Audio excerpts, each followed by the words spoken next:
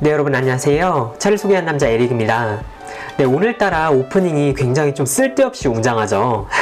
사실 오늘 특별 컨텐츠를 준비를 하면서 제가 어떤 내용을 들고 와야 여러분들한테 좀 도움이 많이 될까 고민을 굉장히 좀 많이 했는데요. 그러다가 우연히 제가 첫 번째로 찍었던 영상을 한번 보게 됐어요. 그 영상 속에서 제가 많은 분들이 저처럼 좀 티를 사랑하시는 분들이 많이 늘어났으면 좋겠다고 얘기를 했었는데, 그래서 제가 좀 많이 고민을 했거든요. 어떻게 하면 조금이라도 더 많은 사람들이 이 티에 대해서 관심을 좀 가지게 될까에 대해서 굉장히 좀 많이 고민을 했는데, 물론 제품의 리뷰도 정말 좋지만 그 제품들의 특징만 나열하는 리뷰 영상만 업로드하게 된다면 조금 지루해지지 않을까 하는 생각이 들더라고요. 그러던 중에 제가 우연히 도서관에서 T2에서 발간한 책을 한 권 찾아서 읽어보게 됐는데요. 네, 이 책이 바로 그 책입니다. 이 책에는 여러가지 차의 종류부터 시작을 해서 그리고 차들에 대한 여러가지 기본 상식들이 많이 이렇게 기재가 되어 있었는데요. 그 책을 읽어보면서 사실 제가 T2의 여러가지 티들을 많이 마셔봤지만 제가 마셔본 그 차들에 대해서 구체적으로 좀 설명을 해달라고 한다면 얼마나 자세하게 설명을 해줄 수 있을까라는 생각이 들더라고요.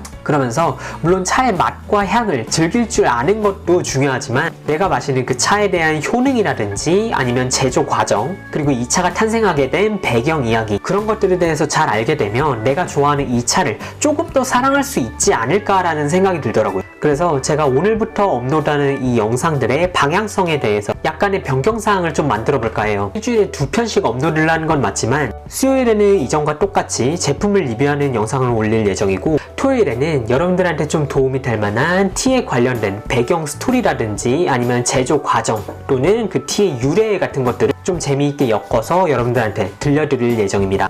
네, 그러면은 야심차게 준비한 에릭의 T-클래스 그 첫 번째 시간 우리 한번 출발해 볼까요? 네, 오늘은 에릭의 T-클래스 그 첫 번째 시간으로 여러분들한테 일단은 T의 종류에 대해서 먼저 좀 설명을 드리고 싶어요. 우리 사람도 크게 백인, 흑인, 황인 그렇게 색깔별로 인종이 나눠지는 것처럼 차에도 물론 종류가 있어요. 차가 다 해서 몇 종류나 되는지 혹시 아시는 분? 뭐 한 3개? 녹차, 홍차, 그리고 과일차? 차는요 크게 10가지 종류가 있습니다. 그 10가지가 뭐냐면요, 일단 첫 번째 화이트티, 백차라고도 불리고요. 두 번째 그린티, 녹차. 세 번째 옐로우티, 황차. 그리고 네 번째 블랙티, 홍차. 다섯 번째 우롱티, 우롱차. 그리고 여섯 번째 플레이버티, 향차. 일곱 번째 handcrafted tea, 수제차. 여덟 번째 루이보스, 루이보스. 아홉 번째 fruit and herbal tea scenes, 과일차 또는 허브차. 그리고 마지막 열 번째 smoked and scented tea, 한국말로 하자면 구운 차, 그리고 향기를 씌운 차라고 할 수 있겠네요. 그러면은 이 10가지 차에 대해서 종류별로 제가 간단하게 설명을 좀 드릴게요. 일단 첫 번째 화이트티, 백차인데요. 백차는요 모든 종류의 차들 중에서도 최고로 취급되는 차입니다. 백차의 이름은요, 차나무에 아직 개화하지 않은 꽃봉오리, 그 꽃봉오리의 그 하얀 솜털에서 유래됐다고 합니다. 가공되는 과정이 가장 적어서 자연 상태에 가장 가까운 티라고 할 수 있어요. 이 차는 새해 봄에 추수한 찻잎들로 만들어지는데요, 그 양이 굉장히 적어서 중국의 고위 관료나 왕들만 마실 수 있었던 티라고 합니다. 두 번째 옐로우티, 황차입니다.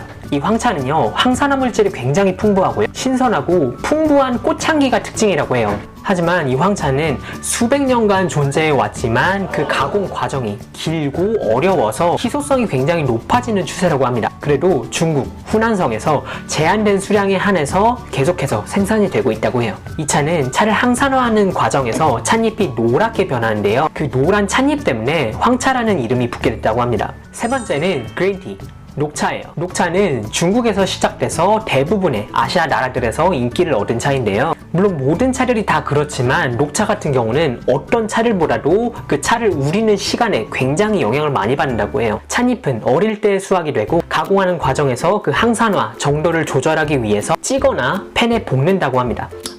서양 사람들은 녹차가 쓰다고 느끼는 경우가 굉장히 많은데 이 쓴맛은 차를 우리기 전에 한번 물에 씻어냄으로써 없앨 수 있다는 거 참고하세요. 네 번째 블랙티, 홍차입니다. 홍차는요 세상에서 가장 인기가 많은 차인데요, 다른 차 종류에 비해서 카페인 함량이 높은 편이고 항산화 물질도 굉장히 풍부합니다. 중국에서는 그 차를 우려낸 색깔이 구릿빛을 띈다고 해서 홍차라고 부르게 됐다고 해요. 이 홍차는 맛과 향이 강해서 우유랑 설탕이랑 같이 즐기는 경우가 많다고 합니다. 다섯 번째, Flavor Tea, 향차입니다. 향차는요, 보통 입문용으로 많이 마시는 차라고 생각하시면 돼요. 대부분 블랙티를 베이스로 만들어지지만 좀 더 감미로운 맛과 향을 위해서 다양한 종류의 과일이나 오일, 향료들을 첨가한다고 합니다. 여섯 번째, Handcrafted Tea, 수제차입니다. 수제차는 blooming tea 또는 flowering tea라고도 하는데요. 이 차는요, 제가 설명을 드리기 전에 짧은 비디오 한 편 보여드리고 갈게요.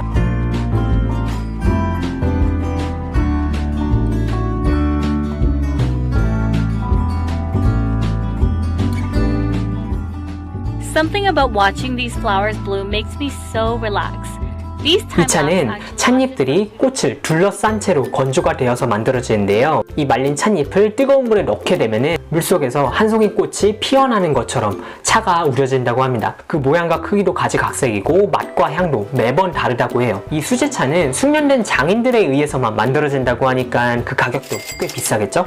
여덟 번째, 루이보스입니다. 루이보스는 엄밀히 말하면 차는 아니고 차처럼 만들어진 아프리카 음료입니다. 옛날에 네덜란드 사람들이 홍차의 대체품으로 마시기 시작한 차인데요. 카페인은 함유하고 있지 않고 대신 항산화 물질과 미네랄이 많이 들어있다고 합니다. 저기 남아프리카에서는요, 이 루이보스를 홍차랑 똑같이 우유나 설탕을 같이 타서 마신다고 해요. 아홉 번째, Fruit and Herbal Tea Scenes, 과일차 또는 허브차입니다. 이 차들은요, 어떤 종류의 차보다도 단맛이 돋보이는 차인데요. 제가 저번에 말했던 것처럼 뜨겁게 마셨을 때도 좋지만 차갑게 아이스티로 마셨을 때 그 색감이나 맛이 조금 더 살아나는 편입니다. 과일이나 허브의 잎과 꽃을 원료로 해서 제조가 됩니다. 네, 마지막 열 번째는 Smoked and Scented Tea, 그러니까 구운 차 그리고 향기를 씌운 차라는 뜻인데요. 일단 스모크 티부터 먼저 설명을 좀 드릴게요. 이 차는 랍상 수총이라고도 불리는데요. 수총이라는 차를 타고 있는 소나무 위에서 말려서 마치 훈제를 시킨 것 같은 맛과 향을 입힌 차라고 합니다. 그리고 Scented Tea,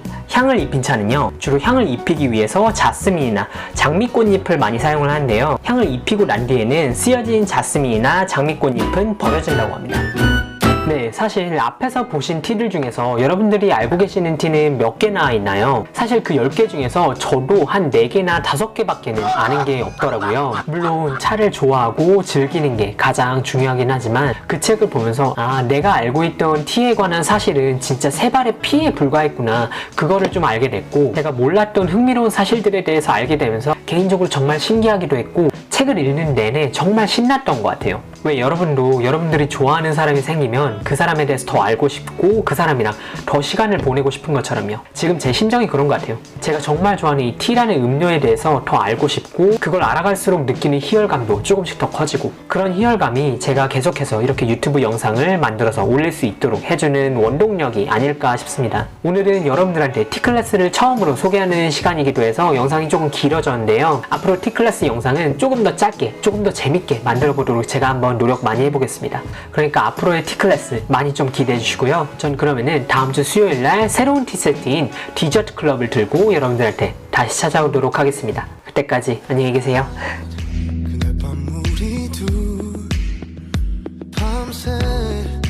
눈앞에 아른거려 네 모습 잊을 수 없어.